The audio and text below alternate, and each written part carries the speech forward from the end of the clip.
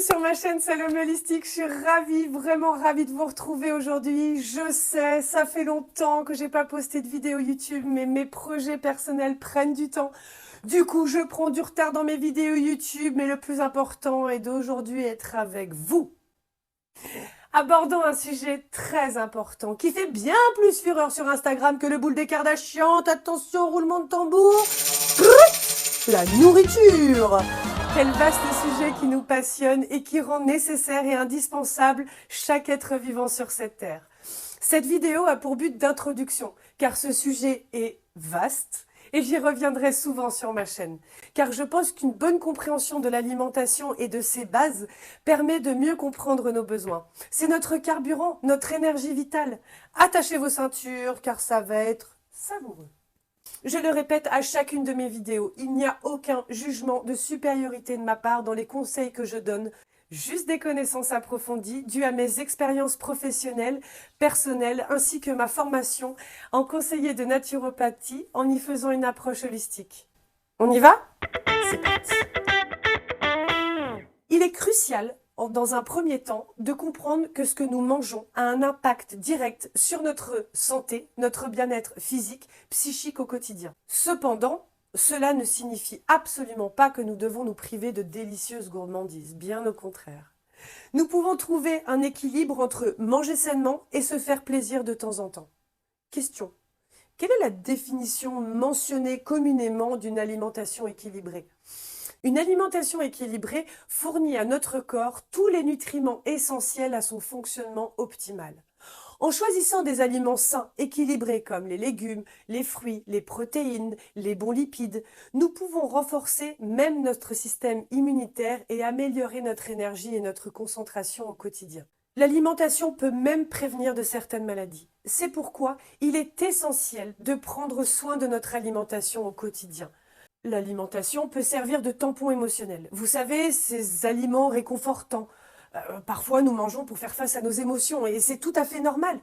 Ces créations culinaires merveilleuses qui ont le pouvoir magique et magnifique de nous réconforter émotionnellement, mais surtout instantanément. Cependant, il est important de comprendre que ces aliments ne règlent pas réellement nos émotions. Ils créent simplement une illusion dans notre cerveau, libérant de la dopamine, créant l'illusion d'une récompense immédiate. Mais plutôt que de ressentir de la culpabilité, ah, vidéo 1, ou de la frustration, ah, vidéo 2, il manque pour moi une troisième émotion qui fait corps avec ce terme de manger nos émotions. Les pulsions alimentaires. Elles peuvent parfois nous jouer des tours. On se retrouve à chercher quelque chose à grignoter dans les placards comme si notre survie en dépendait. On se dit alors qu'on a une relation spéciale avec la nourriture, une sorte d'amour inconditionnel qui nous pousse à vouloir manger tout ce qui passe sous la main. C'est même à se demander si nos estomacs ne sont pas faits d'un puits sans fond, prêts à avaler tous les cookies, chips et bonbons de la planète. Tout est une question d'équilibre, n'est-ce pas ? Suivant la définition donnée par ce fameux dictionnaire Larousse, la pulsion serait force à la limite de l'organisme et du psychisme qui pousse le sujet à accomplir une action dans le but de résoudre une tension venant de l'organisme. J'ai même envie d'aller plus loin, ça vient même de notre cerveau. Pourquoi ne pas essayer de canaliser ces émotions de manière créative ou récréative ? Par exemple, au lieu de manger un paquet de gâteaux qui vous fait des yeux doux lorsque vous êtes triste, essayez de peindre vos émotions sur une toile ou d'écrire ce que vous ressentez. Vous obtiendrez une belle œuvre d'art. Ou une belle croûte.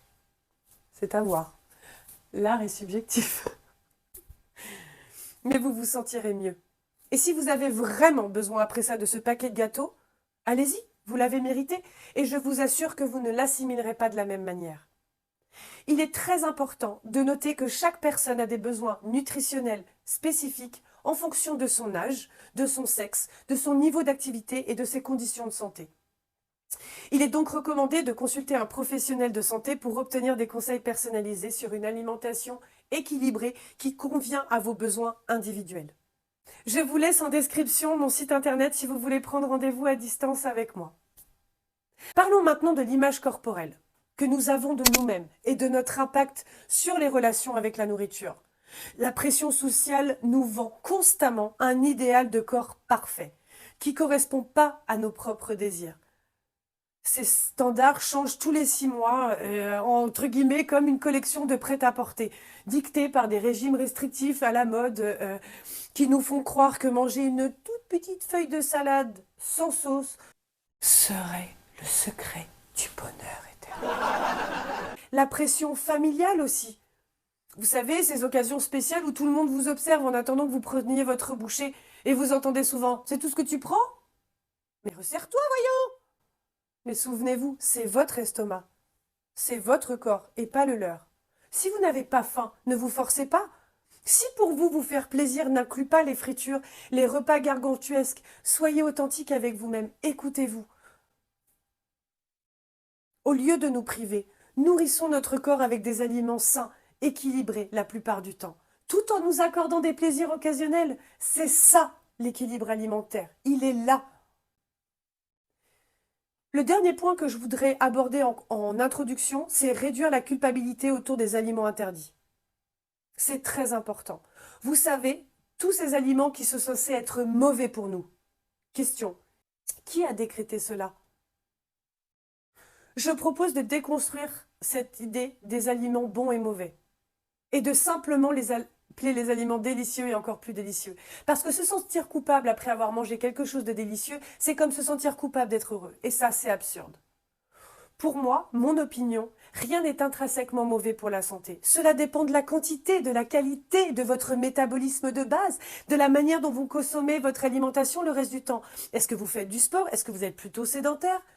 Prenons l'exemple tout simple des cookies, qui ne sont pas bons pour la santé. Ok.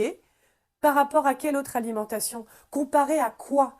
À quelle source fait-on référence? Un cookie maison sera toujours meilleur pour la santé que tous ces biscuits industriels qu'on trouve dans le commerce. On arrive à la fin de cette vidéo d'introduction sur l'alimentation. J'espère que vous avez apprécié les conseils pour rendre votre alimentation plus équilibrée et plus amusante. Souvenez-vous, c'est très important, manger sainement ne doit pas être une corvée, mais plutôt une opportunité de prendre soin de votre corps, et tout en vous faisant plaisir. Trouvez un moyen créatif et amusant pour vous nourrir. N'hésitez pas à expérimenter, à essayer une nouvelle recette en famille et à partager vos découvertes avec les autres. Ensemble, nous pouvons faire une alimentation saine, une véritable fête pour nos papilles et notre bien-être. Merci d'avoir regardé cette vidéo. Et au fait, j'ai besoin de vous. Abonnez-vous. Allez-y, partagez les commentaires, s'il vous plaît, j'ai besoin de vous. Et je vous dis à bientôt pour une nouvelle vidéo. Ciao!